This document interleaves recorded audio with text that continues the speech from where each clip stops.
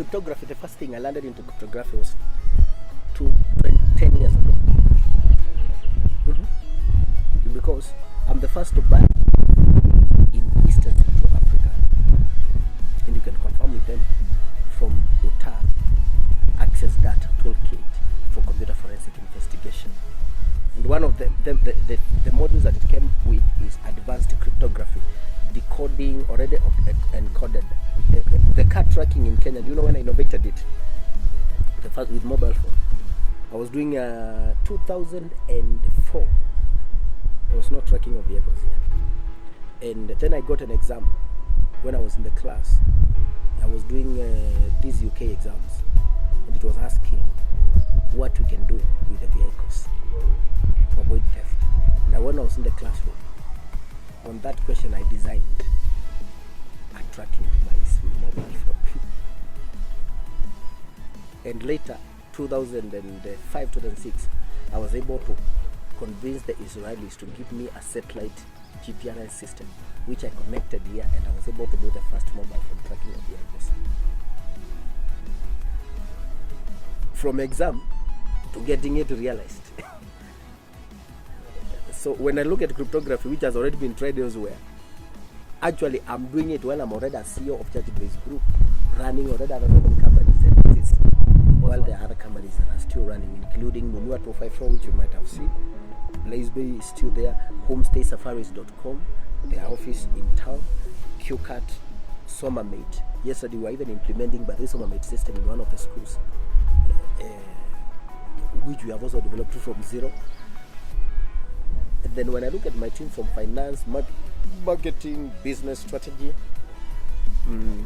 that's a team that has been waiting for, comfort zones at times. If you tie someone in a comfort zone, at times they never know their worth till when they are exposed to a challenge. I'm having a team that I keep thinking that these guys have been waiting for a thing like this. The shilling, the pula, the naira are the most fluctuative currencies we have in the world, African currency.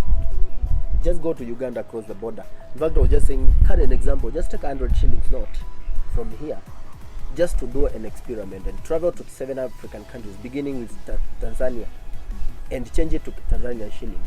After there, change that money to Ugandan shillings, and then go to Zambia and change.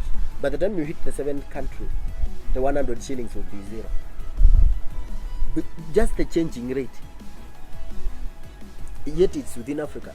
You carry $1 from California to Seattle, it is the same. You go to Dallas, it is the same. You cross with the dollar to Europe, you realize that the value is not very much affected. So it looks like African currency has a big issue, and it is like a deliberate problem. And this is not a problem that can be handled by the politicians. It's a problem for the people all over their continent who can look at the alternative means of saving their future and creating their future. So when we are creating NuruCoin, we are not just looking at the ICO money that we want to have to raise money and be like any other person. We are asking ourselves, what are the major problems that we are solving with this thing? Our market is not touched, from insurance to banking to auction. But when I look at the whole blockchain, I am thinking Africa stands a better chance to use this technology. If we really embrace it, if we teach people genuinely without greed and without malice, we teach them that we are not making the crypto money.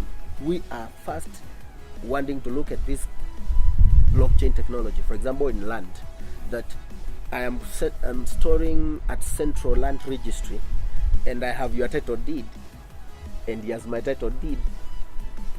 You have my title deed, and he has my title deed. If I do any transaction regarding my title deed, it is all authenticated within a distributed network. Who benefits? Everybody. Not having a central repository which is managed. And you can still take it to another further level with the more research in cryptocurrency, where we can still have a central database which acts as a reference. Because one of the advantages of having all of data on your mobile phone, on your wallet, is that it becomes very heavy. level of authentication where the blockchain is using referential model, where the data that does not need to be carried on the chain only for and that is what we are doing.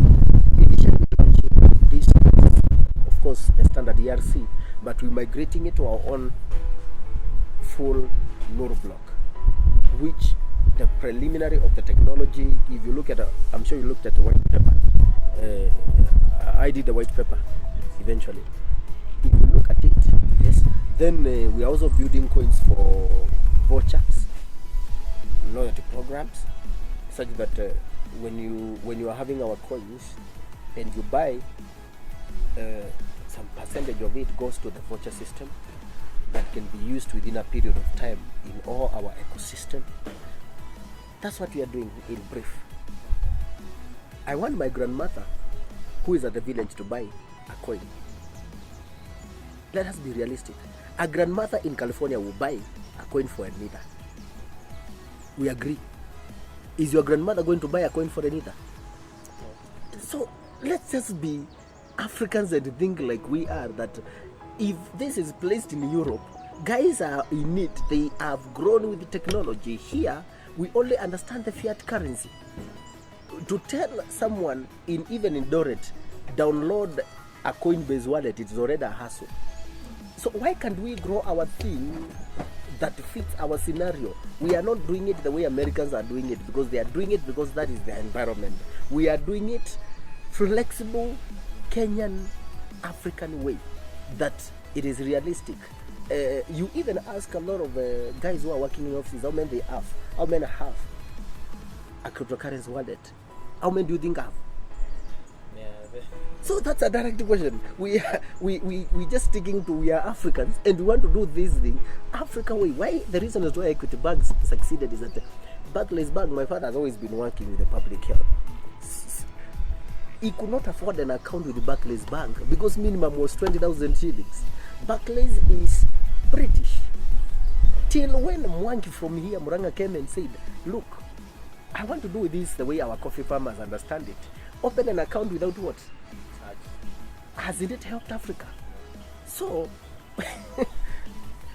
we identify with the language that we understand, because our environment and even literacy, technology penetration, it is different. So, tell your gentleman, I listen to that guy and his marketing guy. We just passionately want to, we are looking at Africa, we are not looking at Europe. And if you are looking at Africa, tell him to think about how Equity came, how Standard Bank was. Actually, if Equity did not do that, we will still be having a lot of unbanked bigger generation in Africa. It is them who pushed the colonial master to think Africa way. Their work here, it is to collect money and make sure that we keep the flag, because we thought independence was flying the flag. Independence, that's the thinking of an African. While the colonial master was not interested in the flag, he was interested in the bank. That he retained, he gave us the flag. We find 1 billion. Yeah, 1 billion coins for the whole of Africa and globe. 400 million will be for the ICO cell. We've got another, like a whole 100 million for the voucher that we have talked about. We've got also another 400 million that will go to the Reserve Bank, and we've got another 1 million for talk about partners, bounty hunters, promoters, and all that. Yes. A lot of teaching and patience. This is not a one-day project. It is a futuristic blockchain. Yeah, blockchain is futuristic. So we are preparing for the future. And you know something about the future? The future does not belong to them that are living today. It belongs to them that created. So we are only creating the future, because we know our future is not determined by the fact that we are living today. It is determined by the fact that we are deliberately going to participate in creating it. If you find yourself in a space like this, and you are a technology guy, like I am, just like Bill Gates. The best thing you can do is to get people who are smarter than you in the field. And if you go to our site, about the finance guys there, beginning locally, Chiza Wabugu, who is in charge of the finance, he's just gotten a retire from Associated Press. You know the Associated Press? He was the boss for 15 countries. And he was in charge of finance. You look at one of the advisors who also sits on our board, Douglas Munka. He was executive director, Ernst & Young. That's a seamless.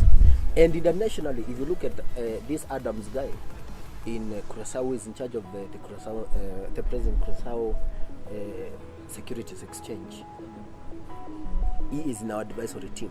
So that leaves the burden. I no longer think about money, because you've gotten people who can model, can do right my door, focus for you for a good financial modeling. And I concentrate on what I do, two things: moving the business and technology.